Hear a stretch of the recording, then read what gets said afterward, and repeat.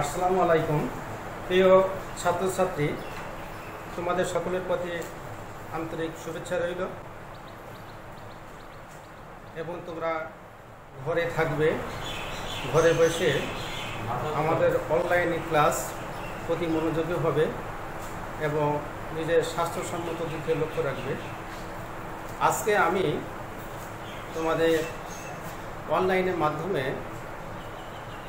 যে ক্লাসটা নিতে যাচ্ছি, এই ক্লাসটা কোভিড-19 করোনার সংক্রমণ শুরু হওয়ার আগে শ্রেণীকক্ষে একাধিক পাঠদান করেছিলাম। তারই ধারাবাহিকভাবে আমরা আজকে এই আর্থিক বিবরণী সম্পর্কে তোমাদের পাঠদান করব। আজকে শিক্ষণ ফল আর্থিক বিবরণী। আর্থিক বিবরণী বলতে আমরা তাকে বুঝি কোনো ব্যবসা প্রতিষ্ঠানে নির্দিষ্ট সময়ে সাধারণত 1 বছর পর উক্ত প্রতিষ্ঠানের কী পরিমাণ আর্থিক ফলাফল ও ব্যবসায়িক কার্যকলাপ, সম্পদ, দায় ও মালিকানার সত্ত্ব আমাদের জানা দরকার। একটি প্রতিষ্ঠানের নেট লাভ ও ক্ষতি বিবরণ প্রস্তুত করার জন্য যে হিসাবটা প্রণয়ন করা হয় তাকে আমরা বিশদ আয় বিবরণী বলে থাকি। ইংরেজিতে বলা হয় স্টেটমেন্ট অফ কম্প্রিহেনসিভ ইনকাম, যার পূর্বের নাম ছিল ইনকাম স্টেটমেন্ট। সম্পত্তি, দায় ও মালিকানার সত্ত্ব জানার জন্য যে হিসাব প্রস্তুত করা হয় তাকে আমরা আর্থিক বিবরণী বলি। ইয়াকে স্টেটমেন্ট অফ ফিনান্সিয়াল পজিশন বলা হয়। পূর্বে এর নাম ছিল ব্যালেন্স শিট বা উদ্বৃত্তপত্র। বিশদ আয় বিবরণী এবং আর্থিক বিবরণীকে বলা হয় আর্থিক বিবরণী। কোনো প্রতিষ্ঠানের মুনাফা বা লাভ জানার জন্য তাকে অবশ্যই আর্থিক বিবরণী প্রস্তুত করতে হইবে। আধুনিক ব্যবসা জগতে আর্থিক বিবরণীকে আমরা 2 ভাগে ভাগ করে থাকি। প্রথম স্তরে হচ্ছে সম্পদ, দ্বিতীয় স্তরে হচ্ছে মূলধন ও দায়।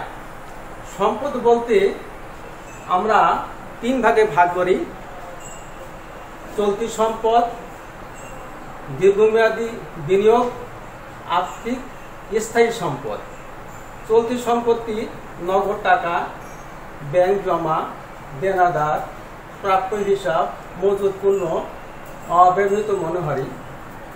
অনুরূপ বিনিয়োগ বলতে আমরা যত % টাকা বিনিয়োগ করব ব্যবসায় সেটাকে বুঝি। স্থায়ী সম্পত্তি বলতে আমাদের কলকারখানা, আসবাবপত্র, দালান কোঠা ইত্যাদিকে বুঝি। আর দীর্ঘমেয়াদী দায় বলতে কারণের ভিত্তিতে যেগুলা যত তাড়াতাড়ি নগদ টাকায় রূপান্তর করা যায় সেগুলো আমাদেরকে দীর্ঘমেয়াদী দায় হিসেবে বলে থাকি। এই দায় যেমন ঋণপত্র, তারপরে মালিকানার সত্ত্ব ইত্যাদি। এবার আমরা আর্থিক বিবরণী বৈশিষ্ট্য সম্পর্কে আলোচনা করব। আর্থিক বিবরণী বৈশিষ্ট্য বলতে আমরা জানি সম্পত্তির দায় ও মালিকানা দাবির তালিকা সঠিকভাবে নিরূপণ করতে হবে। 2, নির্দিষ্ট তারিখের আর্থিক চিত্র প্রকাশ করতে হবে। 3, সম্পত্তি ও দায়ের পারস্পরিক মূল্যায়ন করতে হবে। 4, মূলধন জাতীয় সম্পত্তি ও ব্যক্তিবাচক হিসাব সম্পর্কে ধারণা থাকতে হবে। 5, মোট সম্পদ এবং দায় মালিকানার সত্ত্বের সমষ্টি সমান হতে হবে। এটা গেল আর্থিক বিবরণীর বৈশিষ্ট্য। এবার আমরা আসছি আর্থিক বিবরণীর উদ্দেশ্য। উদ্দেশ্যটা কি? আমরা যে কোনো কাজ করতে গেলে আমাদের উদ্দেশ্য থাকে। অনুরূপভাবে আমরা ব্যবসা প্রতিষ্ঠান উন্নয়ন করার ক্ষেত্রে আমাদের উদ্দেশ্য থাকে।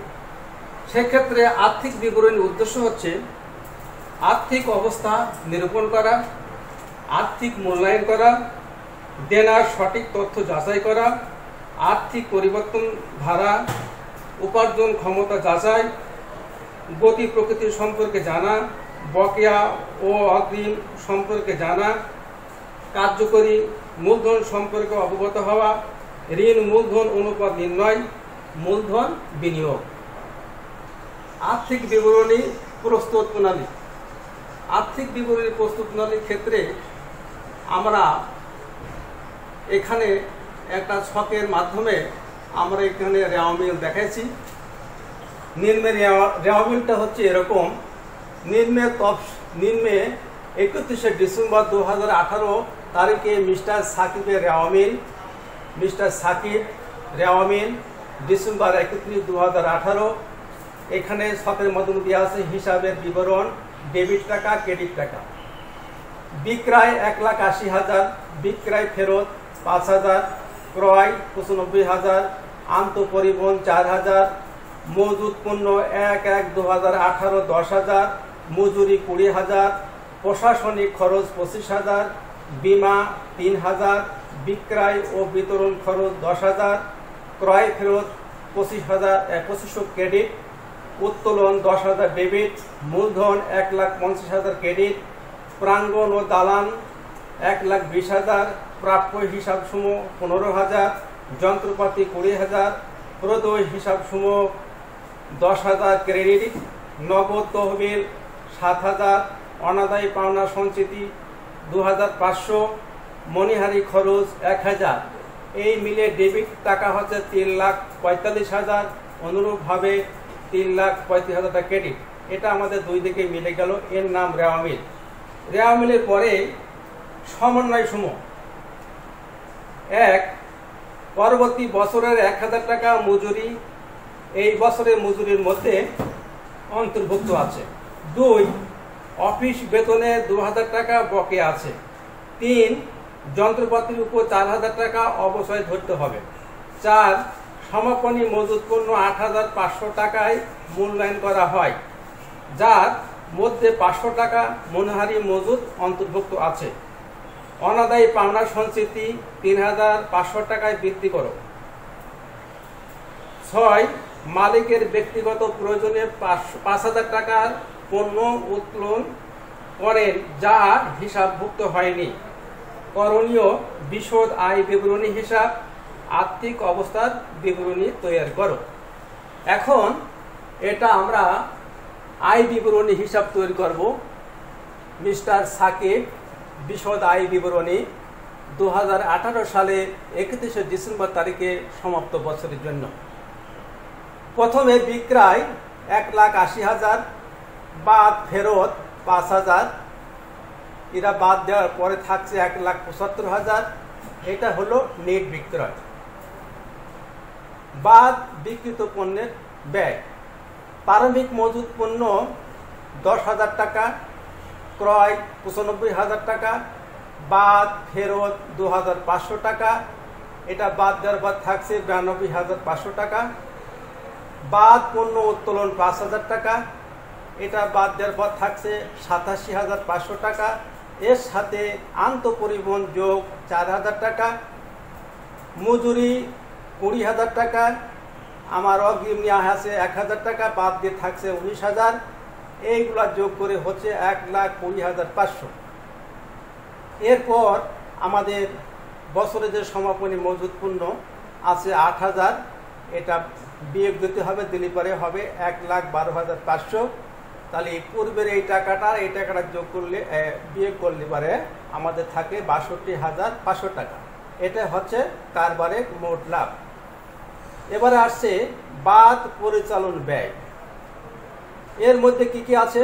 প্রশাসনিক খরচ 25,000, বিমা 3,000, বিক্রয় ও বিতরণ খরচ 10,000, মনিহারি আছে 1,000, যা 500 টাকা অব্যবহৃত আছে, এটা বাদ দেওয়ার পরে যেটা থাকছে 500 টাকা। বেতন 2,000 টাকা, যন্ত্রপাতি অবচয় 4,000 টাকা, কুঋণ সঞ্চিতি 3,500 টাকা এবং বাদ পুরাতন কুঋণ সঞ্চিতি 2,500 টাকা। এরা নিয়ে হলো 1,000 টাকা। এই কটা যোগ করার পর যেটা হয় 45,500 টাকা। তাহলে মোট লাভ থেকে এই খরচটা বাদ দেওয়ার পর যেটা থাকে সেটা হচ্ছে আমাদের নেট লাভ 17,000 টাকা। এবার এই প্রতিষ্ঠানের আমরা আর্থিক বিবরণী প্রস্তুত করব। সেক্ষেত্রে আমরা প্রথমে সেই প্রতিষ্ঠানের নাম লিখব মিস্টার সাকিব, আর্থিক অবস্থার বিবরণী 31শে ডিসেম্বর 2018। এবার সম্পদসমূহের ভিতরে আমাদের প্রথমে আসবে চলতি সম্পদ যেগুলো আমাদের এখানে আছে। নগদ তহবিল 7,000, প্রাপ্য হিসাব 15,000, বাদ ঋণ সঞ্চিতি 3,500, এটা বাদ দেওয়ার পরে থাকছে 11,500 টাকা। অগ্রিম মজুরি 1,000, অব্যবহৃত মণিহারি 500 টাকা, সমাপনী মজুত পণ্য 8,000 টাকা। এইটা যোগ করার পর আমাদের টাকা হচ্ছে 28,000 টাকা। এরপরে আছে স্থায়ী সম্পদের ভিতরে আছে যন্ত্রপাতি 20,000, বাদ অবচয় 4,000, 20 থেকে 4 টাকা বাদ দিয়ে থাকছে 16,000। প্রাঙ্গণ ও দালান 1,20,000, এই দুটা যোগ করে হয় 1,36,000। তাহলে আমাদের চলতি সম্পদ এবং স্থায়ী সম্পদ মিলে মোট টাকা হয়েছে 1,64,000। এটা ক্লোজ হয়ে গেল। এবার আমার আসছে চলতি দায়ের ভিতরে আমাদের রয়েছে প্রদেয় হিসাব সমূহ 10,000, বকেয়া বেতন 2,000, 10,000 আর 2,000 যোগ করলে হয় 12,000। এবার মালিকানা সত্ত্বর ভিতরে আমাদের আসছে মূলধন 1,50,000 টাকা, যোগ নিট লাভ, যে আমরা পূর্বে পেয়েছি নেট লাভ, এই 17,000 টাকা যোগ হবে, হওয়ার পরে আমাদের হবে 1,67,000 টাকা। বাদ উত্তোলন 4,000 টাকা, বাদ পণ্য উত্তোলন 5,000 টাকা। এই মিলে আমাদের যেটা হবে এই 12,000 আর 1,52,000, এটা যোগ করলে হবে 1,64,000। তাহলে আমার সম্পদ 1,64,000 টাকা, দায়ও 1,64,000 টাকা। আমরা বলতে পারি যে আমাদের আর্থিক বিবরণী সঠিক হয়েছে, যেহেতু উভয় দিকে আমাদের মিলে গেছে। এই ক্ষেত্রে আমরা একটা টিকা দিয়েছি সমাপনী মজুত পণ্য 8,500 টাকা, বাদ অব্যবহৃত মনোহারি 500 টাকা। এটা আমরা সলিউশন করে দেখা দিয়েছি 8,000 টাকা, যে কীভাবে পেলাম। এই তো আমরা আর্থিক বিবরণী প্রস্তুত করার ক্ষেত্রে আরও কিছু বিষয় আমরা চেয়ে থাকি, যেমন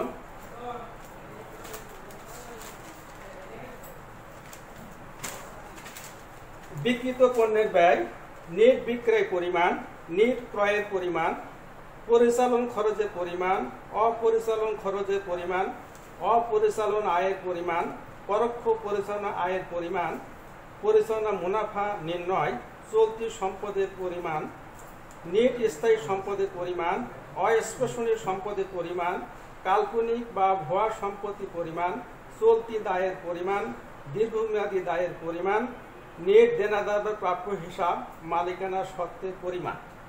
একটা আর্থিক বিবরণী প্রস্তুত করার ক্ষেত্রে এই সমস্ত জিনিসগুলো আমরা পরীক্ষায় দিয়ে থাকি। এই জন্য তোমরা অত্যন্ত যত্ন সহকারে মনোযোগী হবে এবং এই ক্লাসের প্রতি তোমরা যতটুকু জানলে আগামীতে আমরা এই বিষয় সম্পর্কে তোমাদেরকে আরও পরিষ্কার ব্যাখ্যা দেব। তোমরা ভালো থাকো, সুখে থাকো, আবার দেখা হবে। তোমাদেরকে অশেষ ধন্যবাদ।